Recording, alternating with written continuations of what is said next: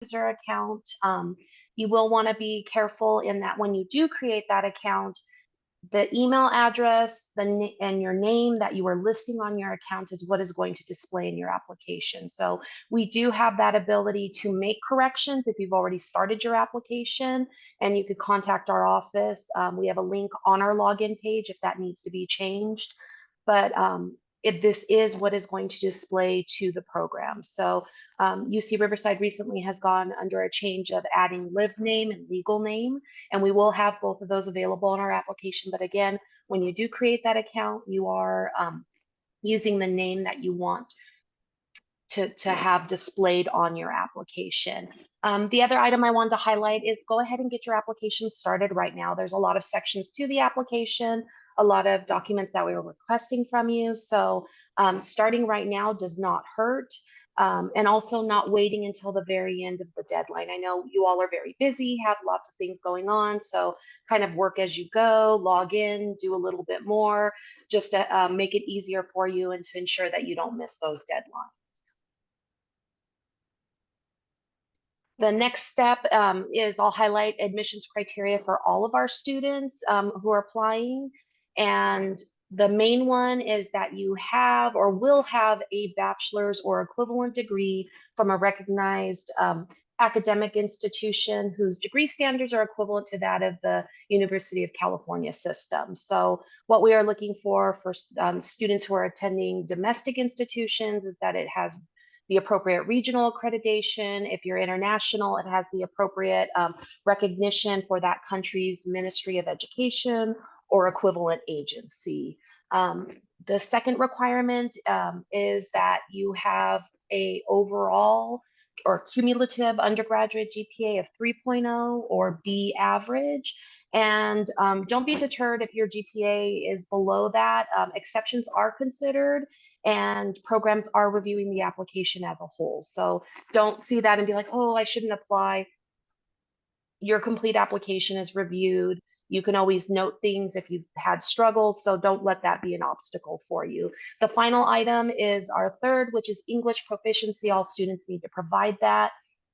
And that's required if English is not your first language or native language as stated on our application, and you have not earned a bachelor's degree or higher. So we're looking at like master's from an institution where English is that exclusive language of instruction. So if you have met it through that, then you would not need to provide proof of English proficiency through exams that I'll discuss later in this presentation. The next big topic is deadlines to apply.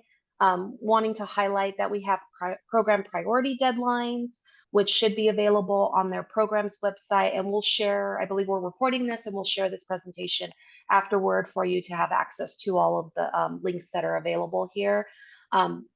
We do have information too, if programs have told us what that priority deadline is, it should be posted on our application when you select it. And the thing that you want to keep in mind is, does that deadline apply to the application only, or is it the application and your supporting materials like your transcripts, test scores, letters of recommendation? We do have our general priority deadlines posted on our website. You'll see January 5th for fellowship funding consideration, but again, programs may set an earlier or even a later deadline. So just make sure to check the program website.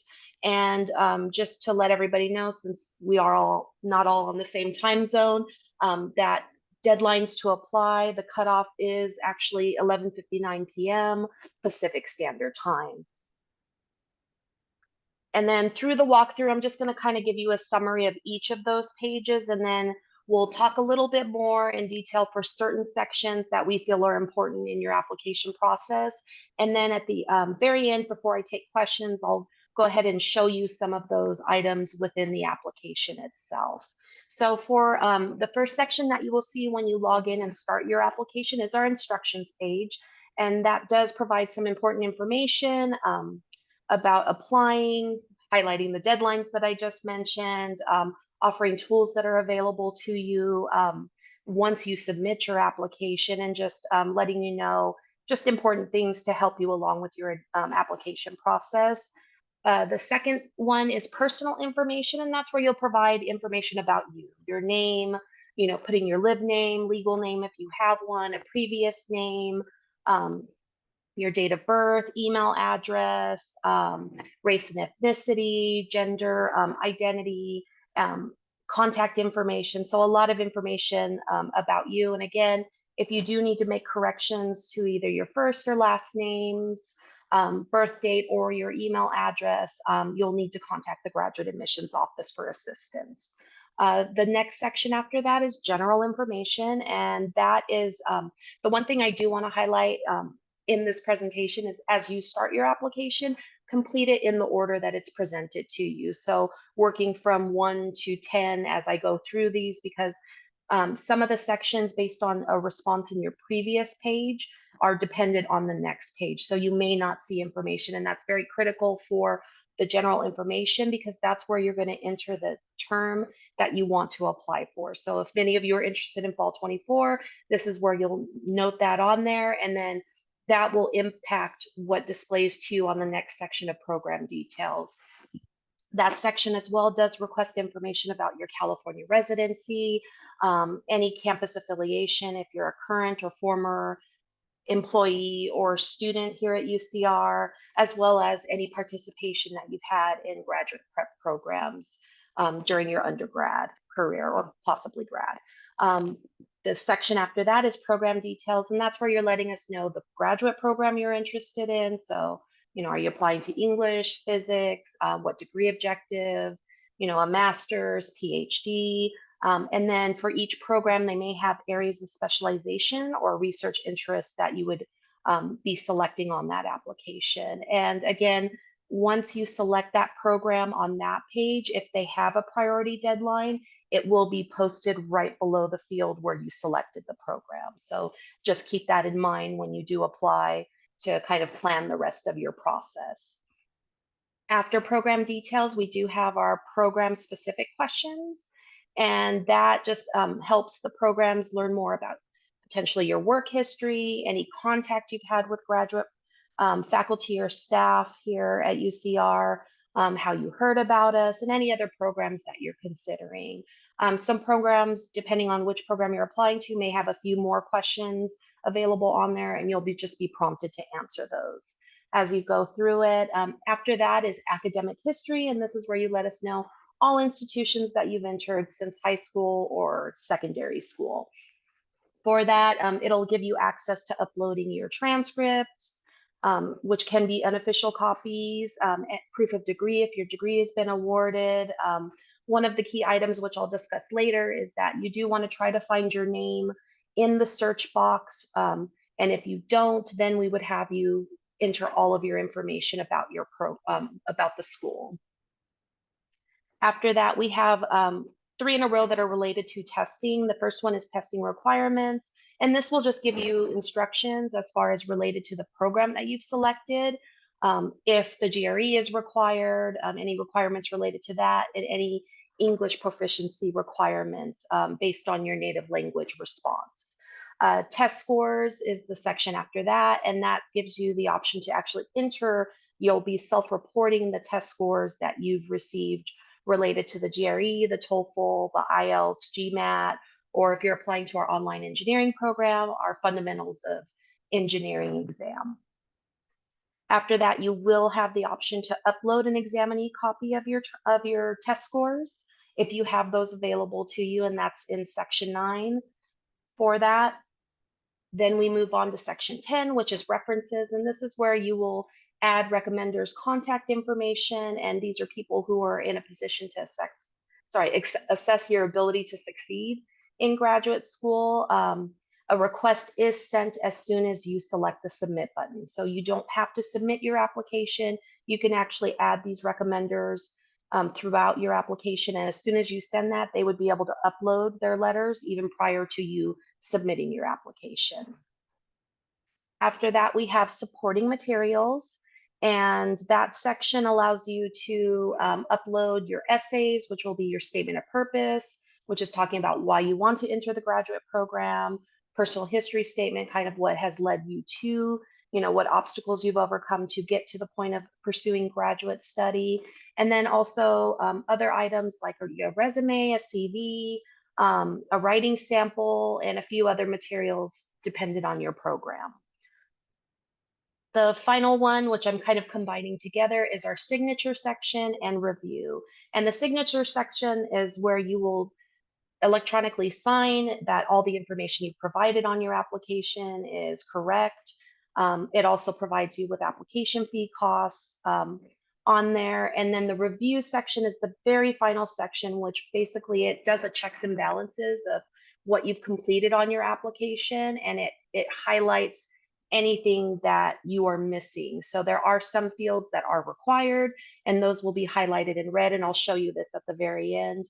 And then we have some fields where we are requesting information. It's not required, and those are highlighted in orange.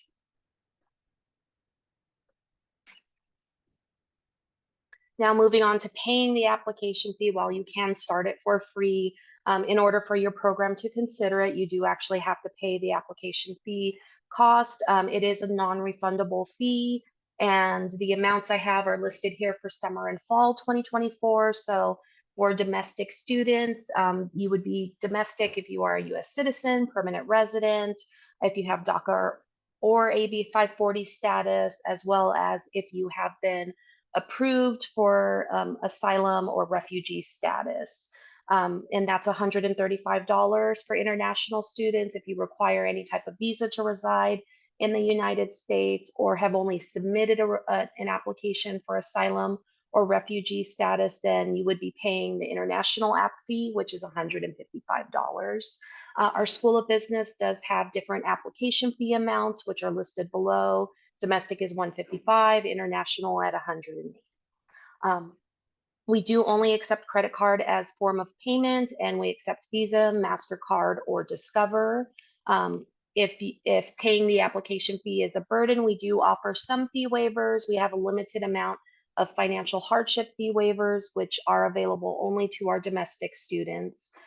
We do offer full application fee waivers for students who have participated in certain graduate prep programs, as well as we do have programs who may pay the application fee for qualified applicants. Usually programs will have that information on their website, or you can reach out to them. We also have a fee waivers page, which I'll try to get that added to the very end with a link to that has more information about our financial hardship and our grad prep fee waiver information. Now we'll go ahead and just talk about these important application sections. And the first one is attaching your transcripts and proof of degree if it's been awarded. What we are looking for when you apply for admission is only unofficial copies of your transcripts or proof of degree. If you've attended, outside of the United States and aren't sure if your degree is equivalent to a U.S. bachelor's, which we're usually looking for 4 years, we do have our International Academic Records page, which gives more information about that. If the school that you attended in a country is not listed, then feel free to reach out to the graduate admissions office and we can verify that information for you. And this is really the standard length of the program, what it's typically. If you pursued a 4-year degree that you finished earlier, great job in getting that done, but that does not, we don't consider that a 3-year degree. So if you have any questions related to that, let us know. For graduate programs, you do need to list any graduate programs attempted or completed, even if it did not lead to a degree. And for those schools, you will, when you fill out that school's information, you will select graduate as level of study. We also require transcripts from other or non-degree programs, so like any community college attendance, any transfer coursework, study abroad, or summer session coursework. You will want to list that and upload an unofficial copy of that transcript. A few other highlights when you're completing that section is for dates of attendance. You do want to enter the date you entered and either the date you actually ended or anticipate ending the program. You don't want to put today's date. So if you are completing your bachelor's degree and you're graduating in May, then you would put May 2024 as your end date. Also, with listing your degrees pursued, you do want to list if you haven't been awarded that degree, you still want to list it on there with that date that you will be awarded that degree in the future. And if you do not see your degree on the drop down for degree type awarded, then we do have options for other master's degree or other bachelor's to select. The final thing is when you are uploading your documents, we only accept PDF documents, and we want to make sure that those documents that you do upload are official copies. They can be originals from paper transcripts that you've received. They could be unofficial advising transcripts, an unofficial transcript from your web portal by your institution. Again, we do not want official hard copy paper transcripts or electronic transcripts sent at the time you apply. We would request those if you were offered admission and accept. And one of the things we do not accept are degree audits. So just make sure that you don't upload that, or it may delay the review of your application. In what you're uploading as far as transcripts, we do want to make sure that the following 6 items are noted on the documents you're providing and uploading to support your application, and that's including your full name. If you have a previous name that is listed on one of your transcripts in the personal information section, make sure that you list it in the appropriate field. If your name or date of birth do not match what is on the application, you may get contacted by the program or even by the graduate admissions office to request additional documentation to make sure that we can verify that the transcript belongs to you. For institutional information, again, we're allowing you to upload unofficial copies, but we want to make sure that they are coming from official sources. So, making sure that things like their address are attached,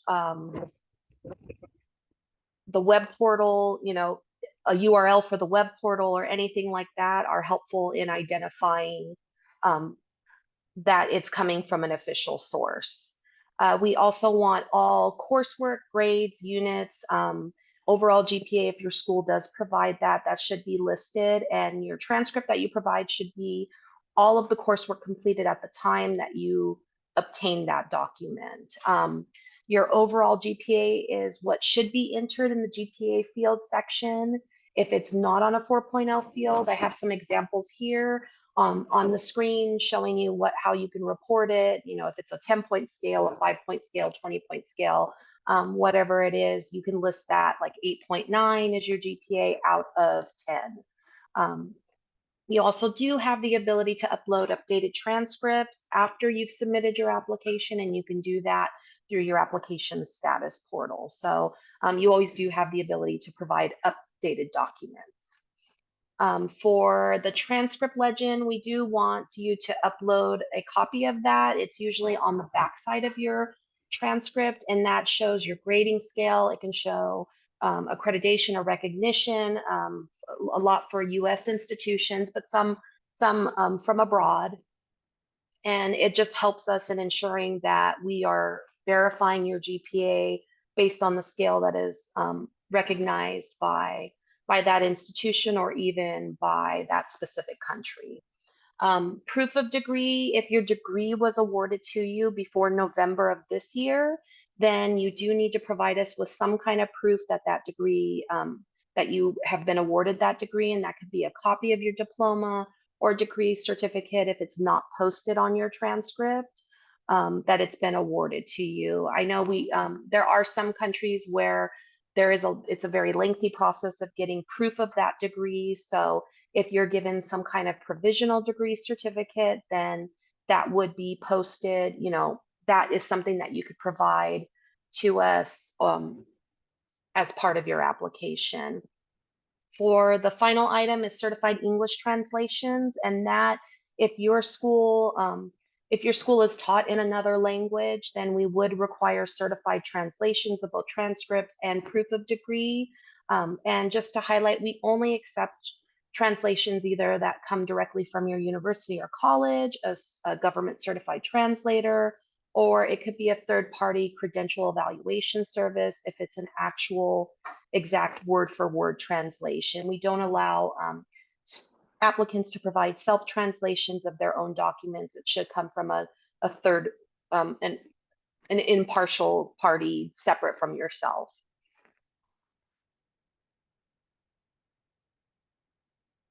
And then on to test scores.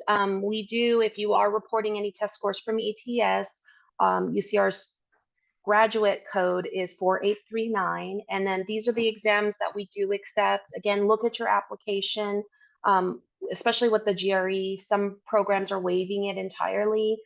Some programs are making it optional. And then we have some programs, very few programs that are still requiring it. But if you are required to provide the GRE, we do accept the test center or at home exams. We're looking at 300 overall, and similar to the B average GPA that I mentioned at the beginning of this presentation, it isn't something that you can't be admitted if your GRE overall score is below 300. And if you're applying for fall 24, your the oldest test score we would accept would be dated January of 2019. If you are applying to the School of Business, they do allow the GRE or GMAT. It is optional for them. So as far as the testing options, minimum score, please consult their office, or if you haven't attended their presentation, attend that, because I'm sure they'll share that information with you. And similar to the GRE, January 2019 is the oldest test score we would accept. Many programs do prefer more recent test scores, especially as we get to the English language requirement exams, which would be the TOEFL that we accept and the IELTS. For the TOEFL, we take the IBT exam that is either completed at a test center or it can be the home edition.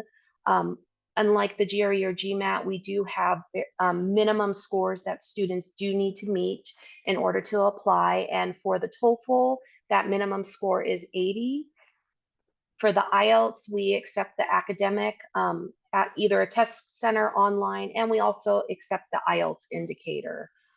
For the IELTS, our overall score for that is 7.0. And then in addition, your individual component scores can be no lower than 6 for that. And for both exams, there's a 2-year minimum or maximum of reporting. So the oldest score we would accept if you're applying for fall 24 is August of 2022. And then at the very bottom, I do highlight, we do not accept Duolingo English exams. We are looking into seeing about accepting that for fall 2025. And also we do not accept the TOEFL ITP Plus exam, and we will not consider my best scores for the TOEFL, where it's combining the best scores from each of your exams that you have taken. For letters of recommendation, if you're currently in an undergraduate program, then we're looking, usually it's coming from faculty, who have taught you anywhere in that process for your undergraduate career. It should be 2 letters. Usually we want 2 letters from your faculty and structures, and they should be providing the graduate program with feedback on your performance in coursework or research. If you've done research outside of your undergrad program and they have that ability to assess you, then that would be acceptable based on kind of whatever your educational path is. If you participated in a graduate program, then do want to make sure that we at least have a letter from your master's or doctorate program that either you attempted or completed. We're preferring it to be from your graduate or research advisor. If you did not have one, then having one from a faculty instructor who taught you in a graduate level course is helpful. And then if you are having challenges obtaining letters, and I did forget to mention that for letters of recommendation, the majority of our programs require 3 letters of recommendation. So you'll be entering contact information for 3 people. If you are applying to our School of Business, then their professional programs only require 1 letter of recommendation. So if you are having problems obtaining letters from sources that we are suggesting, then we do ask that you make sure that it comes from somebody in a supervisory position that can, confirm your ability to succeed in a graduate program. And if you're unsure of how to, who would be the best, then we do recommend that you talk to your program that you're interested in applying to, and they can kind of make that assessment based on your educational history. Some tips that we want to that I want to point out that I mentioned earlier is that invites are sent as soon as you select that submit button and after entering their contact information in the references section. So you can request them and get them before your application is even submitted.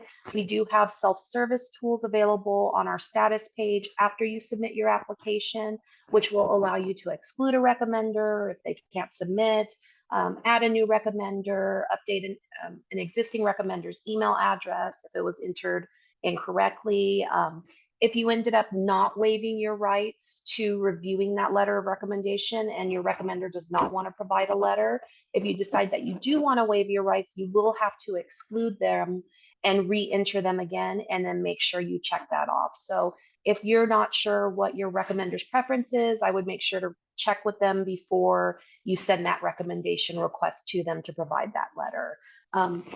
One thing we do want to highlight for letters of recommendation is that you will only have access to viewing letters if you have not waived your rights to that letter, and it's only for new students who have started, and usually access to that is available after the third week of classes in your first quarter.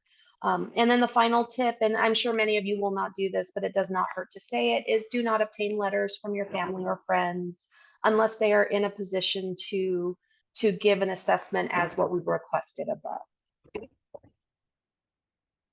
And then I will stop this right here and pull up our application for you just to highlight a few items on here.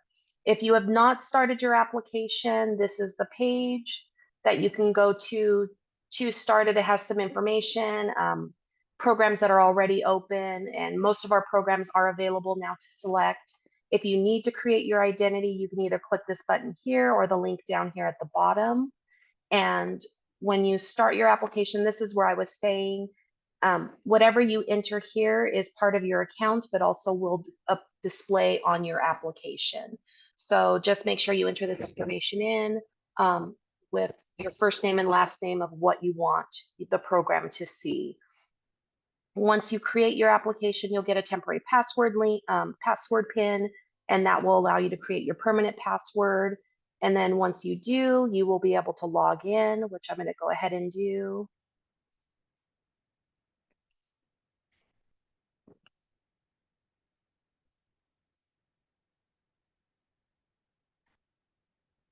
Really quickly. And you probably will not see this, but I have lots and lots of test applications since this is a new application system. And I'm selecting the correct account. So when you do initially log in, you will be taken to here. I've already started a new application from yesterday's session, but if you don't have any applications available, you would hit start new application, and it will prompt you to select the correct, we call it a round, and it's really the academic year that you're applying for. So if you're applying for winter 24 or spring 24, you would want to select 23-24 here in this drop down. If you're applying for fall 24, which I'm assuming most of you probably are, then you'll want to select the graduate application 24-25, select create application, and then you'll open the application. And then from here, you'll be presented with all of the sections that I talked about. If you have a bigger screen than what my laptop is providing you with, you should see it to the left, to the right of this, but it'll be down here at the bottom. This just has important information. I'll go to academic history to kind of show you and highlight, after reading this information, if you're adding an institution, you will want to use this. It is a search field to search for Riverside. And I'm just going to use that. It will give you a list. If it's not in that initial list, you can hit continue at the bottom, and we'll scroll all the way down to the bottom to select. You see Riverside, it will pre-populate information in here that will help us in ensuring that your application or your transcripts are matched. You'll have the ability to enter information in that I talked about, highlighted, you're a graduate program, you'll select graduate, or you can read this to make sure that each institution you're added, you're selecting the correct level of study. Talking about the GPA, this would be like 3.5 out of a 5.0 scale. If English is the primary language, you'll want to make sure to check that box. And then you have the ability to upload transcripts here. The final thing that I'll highlight in this section is that review section that I was talking about. And that will display all items that are required. So you can see, since I barely filled out this application, everything that I did not, required fields are showing that they're required. And then the ones that are in orange are suggested fields that we would like you to enter that information for. If you do, rather than having to try to figure out, if you click on this link here, it will take you directly to that section in order to complete the missing information. And I think this is a good place to stop and open it up to questions. Hi, everybody. It's Laura again. Can everybody hear me?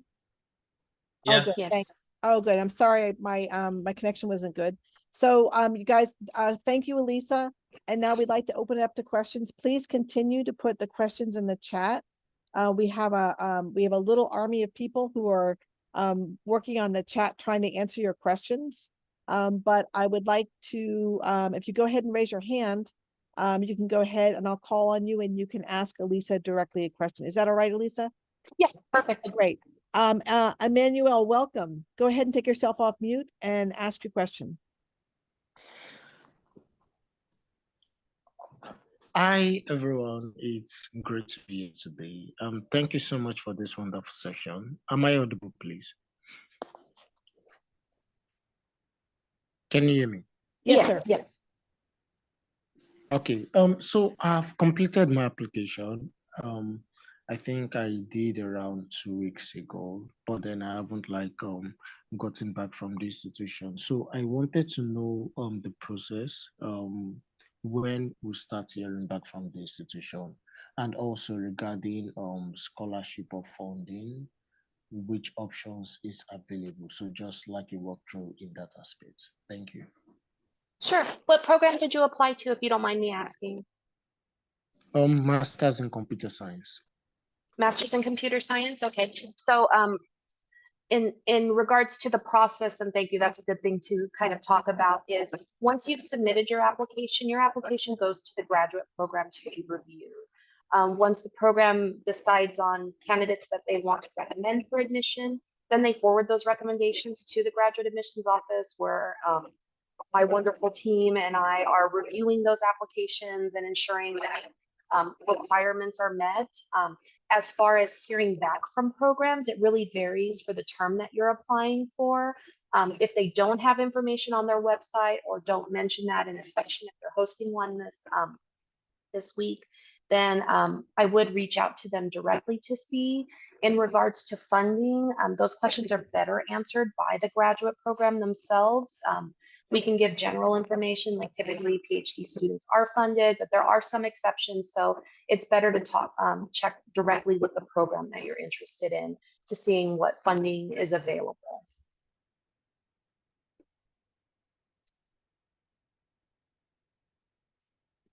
Great, thank you. And next I see a handout for Sarapu. Ready? Yes, hello. Thank you Hi. for the time, Jan. So I have a question. So I have done an integrated bachelor's plus master's degree. So when I'm adding an integrated bachelor's and master's degree, so when I'm adding institutions, should I have to add same institution twice? And my GPA is also combined. It's a cumulative GPA I get at the end of my master's degree. So I can't really separate my GPA for the master's. So how do I deal with this? Did your institution award 2 degrees or just 1 degree that's the integrated? No, I did get 2 degrees. If you got 2 degrees, then I would enter as two separate entries, and you would upload the same documents. And if your GPA is the same, then you would report the same GPA for both entries. Okay, thank you. You're welcome. Thank you. Great question, Sarapu. And then I'm looking for more hands up. Would someone else, I don't see any more hands up. We do Uh, have a couple of questions that I don't believe were answered in the chat as well. Okay, So we can go through those until we get some more hands. There you go. somebody did ask if they only have a first name, what do they put as their last name? Is that a requirement? Yeah, we do have instructions on that page and personal information. So go ahead and look at that and it will tell you exactly what you need to do in order to report that. We've seen that before. So we do have instructions available in the personal information section. Okay, sounds good. And then somebody said that they have their initials on some official documents, whereas other documents spell out those initials. And will that affect them? Do they need to submit additional documents? No, we're accustomed to that. So if it isn't clear, then we may request documents, but for the most part, we typically do not. Okay, sounds good. And then someone else said, I can no longer get unofficial transcripts from my community college, but the courses are listed on my UCR official transcript. Should I only send the unofficial ones from UCR, or do I need the official ones from my community college? If you're applying from UCR, since it usually is integrated into your undergraduate study, you wouldn't need to upload a copy of that. You could always make a note in the application for that, but it wouldn't prevent your application from being reviewed since you are currently an undergrad here. Okay, awesome. And at least I see a comment about the 3,000 word limit. So can you repeat what you said about the 3,000 word limit? Yeah, so for the $3,000 character limit, it's a suggestion. Depending on your background, you may have more to say than that limit allows. So just when you are uploading, it does not restrict you from uploading something that has a higher character count. But we do encourage you to try to stick to the prompts and address them as completely as possible. And if that goes over that, that's okay. Great. Okay, I think maybe we'll take a couple of hands up. Sharif, would you like to take yourself off of Zoom? There you go. Yeah, again, I'm here. So I have a couple of questions. So for one of them, can we use a letter of recommendation from a teacher's assistant? I want that. As long as they were in a position to judge to assess you in that class, yes, that would be possible. Right. And then for the application, when I ask for email address, do we use a personal email or we use your email? What I do recommend is use whatever email address you will always have access to, because applying is not a 1 month process. It can be months to, potentially a year, depending on how early you apply. So you just want to make sure whatever you create your account with, that you always have access to that email address. So if you are using an institutional email address and have a limit on how long you have access to after completing the program, I would recommend using a personal one. Okay. And then hold on. And then when it says general priority deadline by January 5th, what exactly does that mean? It's just a suggested deadline to get most of our applications in. Your program may have an earlier deadline. Like we have some programs where December 1st is their priority deadline. They may accept applications or they may not. And usually they will post that on their website of what their deadline is. So you just kind of want to be aware of those deadlines and make sure that you do follow them so you don't miss out. I guess so generally speaking, that's the priority deadline is January 1st, generally speaking. For fellowship funding, yes. But again, some programs can set an earlier deadline, or some programs may even be willing to accept applications after that suggested deadline. Nice. And just one more question. Do you Sure. guys accept appointments where I can ask you questions I have about the graduate program? We don't, because you would want to set that appointment with the actual program itself. So the graduate admissions office, our role is to facilitate this graduate application, answer any general questions related to that. If there's any issues you come across, reporting that to us. We review applications, but more program specific questions, we'd encourage you either to attend a session if you are available to attend and they are hosting one, or reaching out directly to the program to ask that question. Oh, okay, so I pretty much just talk to them within my program? Correct. Yeah. Okay. So now, before I give everyone else a chance, just another quick one is quick question here is was yesterday's session walkthrough similar same as this one today? Pretty much. Yes. Maybe words were a little different, but yes, it was exactly the same presentation. Yeah, All this right, is thank just, you. this is to repeat. Thank you so much, Sharif. Oh, you're welcome. Leila, would you like to go ahead and ask a question? Yeah, so for the grad application, because I attended two different high schools, so my senior year I had switched to a different high school. And I know it says how many years did you attend this high school in California? And I did attend all 4 years of a California high school, but I only graduated from like one of them. So I don't know if I should just put 1 year or like 4 years because I would go ahead and put the 4 years because you did attend high school in California. And it's really just those questions related to California residency are more to help us determine if, if you do receive funding, would you be categorized as a California resident? Would you need non-resident supplemental tuition? So it's just kind of it's an assessment for admission purposes. It's not your final decision. If you are admitted to UCR, that would be our registrar's office making that final determination. okay. And then I just have one other question for Sure. like the research, teaching assistant, and work experience section. Like when it talks about research, is it just like any research we've done in undergrad, like whether it's like for our courses or it's like, is it like more like professional research, I guess? I think it would be more professional where you're being not like as part of a class, but more like if you were hired to, work in a lab, then it's more of that experience. Okay. And then so then for the work experience, is it just like general work experience or does it like refer to like a specific type of work experience? I think it would be related to work experience that's related to the field or the major, sorry, not major, but program that you are pursuing, your graduate program. Okay, thank you. You're welcome. Thank you, Leila. Did I say your name right, Leila? It's Layla. Layla, sorry. It's okay. Okay, and so let's catch up. I don't see any more hands up, so let's catch up on some things in the chat. Leah, are there any questions that are haven't been answered yet that we want to address? I think so far, Are we doing pretty good? yeah, I might have missed any, so Carla or Gabby speak. And I just want to emphasize everybody that we are here.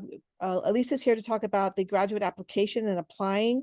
Leah, Carla, and I are here in general to talk about preparing for grad school and how to make your application more specific, competitive. But I really want to make sure that you are attending the session specific for your interest level. So if you're interested in an education degree, please go and register for those education degree sessions. If you want to know more about the engineering, GRE or no GRE, and how to make your application more competitive there, please go to those sessions. And then also follow up with an email to the staff advisors in those programs and ask for an informational Zoom to make sure that you get the exact information that you need. Sarapu, go ahead and take yourself off mute. Yes. So in regards to the question by Leela, regarding the work experience, we can include our thesis projects, right? Yeah, I don't think it would hurt including that. So I mean, like those projects are you work for the lab as well as do a small part of it for your thesis as well. So it's a combination of both for your degree requirements as well as outside experience. Yeah, then I think it would make sense to go ahead and list that. Thank you.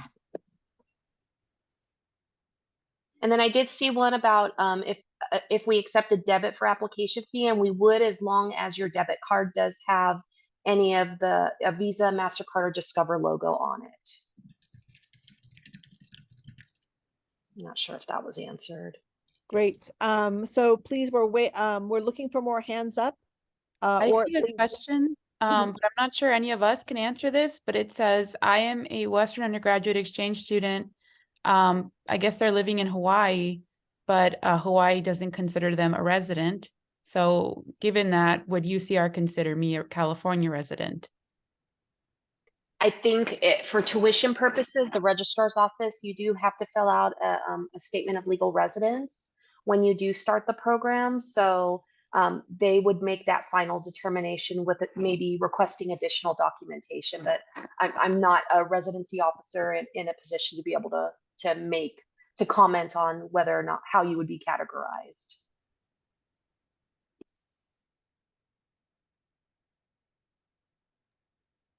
Great. It's 12:51. We'll probably be wrapping up in about 5 minutes. So I want to encourage you to put your hand up or take yourself off mute and ask the question, or continue to put your questions in the chat. Remember that please go to our grad division open house website and make sure that you are attending all the academic sessions and campus resource sessions that you are interested in. You can update your registration using the link you received in the email.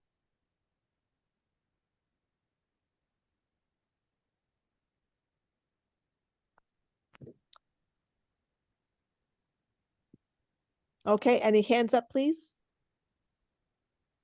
Or maybe UCR, can you, UCR staff here, can you help me find some messages that weren't answered in the chat?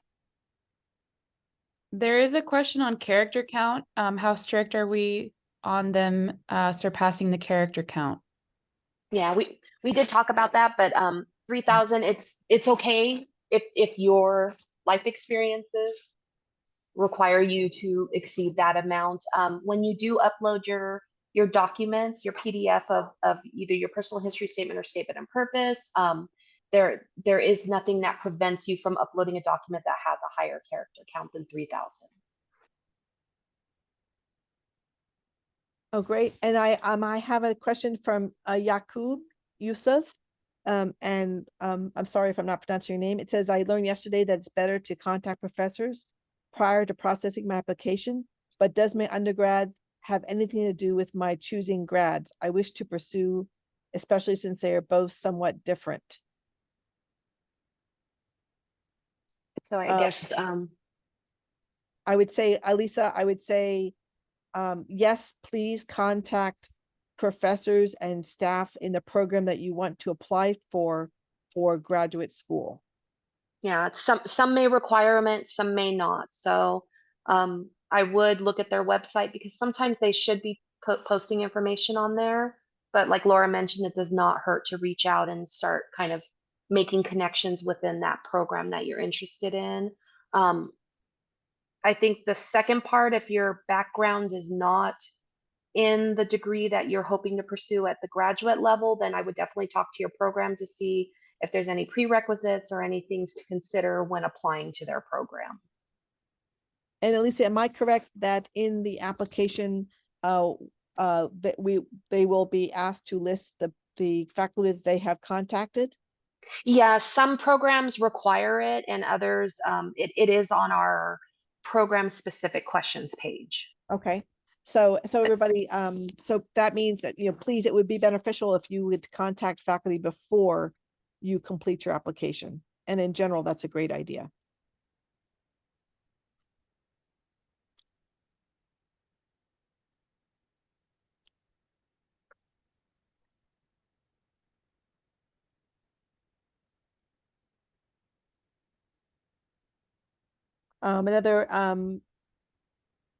It's a question from Robin Jones. My research experience is in a master's program, but isn't professional.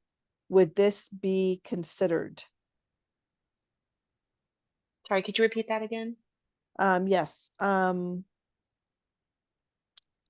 I see it. My research experience is in a master's program, but isn't professional. Would this be considered? I guess, I think I probably need a little clarification on would this be considered? Mm-hmm. Would you like to add additional information in the chat? And Sharif, I see your hand up. Go ahead and take yourself off mute. Okay, so my question over here is, since you said you guys would recommend at least about like 2 letters of recommendations, could we have like 3 or 4 as well? Yes. So 3 letters are required. That's a minimum, but if you decide you can provide more than 3 letters, then the minimum 3 letters of recommendation. Alright. And then for the letters of recommendation, can it be like from a professor and the professor's TA from that class? Yes, I believe we talked about that maybe in another I question, mean, like, but yeah. if it's not just the TA, but also the professor for that class too, for the same class as the TA.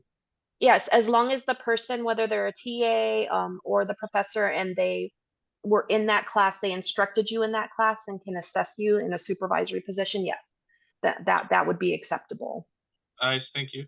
You're welcome. And then going back to Robin, would it be considered for research experience, that professional? I think you would want to probably talk to the program to see, but if it's related to that field, I don't see why it wouldn't be, but I do encourage you to just check with the program. And Robin, I think if it's not a lot of research shares a lot of skills. So even if it's not related to your program, the fact that you did research and you have gained some skills could be valuable. So yes, please consider go to the program and get that information. We are going to be wrapping it up in about a minute or so. We want to make sure that people have time to transition to another meeting. But Sarapu, go ahead. Sarapu, please go ahead and ask your question and help me with your name, please. Yes, so that's my surname actually. You can call me Aprupa. It's Sriyapu Reddy Aprupa. Oh, thank you. Thank you. I see it now. So my question was, so one of my recommender is traveling. So if I have 4 recommenders and one of them is unable to give the letter in time, is the application still considered, considering that the 3 is, yeah? Yes, it would be considered because there's a minimum of 3 letters. A program can choose to wait for that letter. So if for some reason you find out that that recommender is not going to provide it at all, you can always exclude them. When you log into your status page, you would have the ability to exclude if that recommender decides to, back out of providing that letter. So it would be safe to add all 4 names and one not give the letter later on. So that Correct. is fine. Yes, thank you. You're welcome. Okay, so Elisa, I'm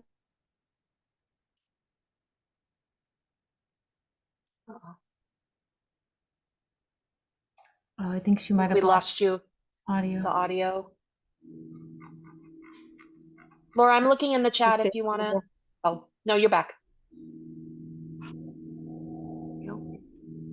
sorry. I'm going to say goodbye. Okay. I can say, well, thank you all for joining us today. I think we're pretty much at time. We appreciate you joining us today, and I hope you gained some knowledge with this presentation. And if you have any additional questions, you can always reach out to the graduate admissions office if it's related to the online application or anything as part of that application. If you have any questions for that are related to the program that you're interested in, we do encourage you to reach out directly to that program. And I am adding our general email address in the chat. Thanks, Leah, for adding all those links. I forgot to add. Let me see if I can get those, but I'll add it so it's at least part of the presentation. So we're at a time where we need to stop.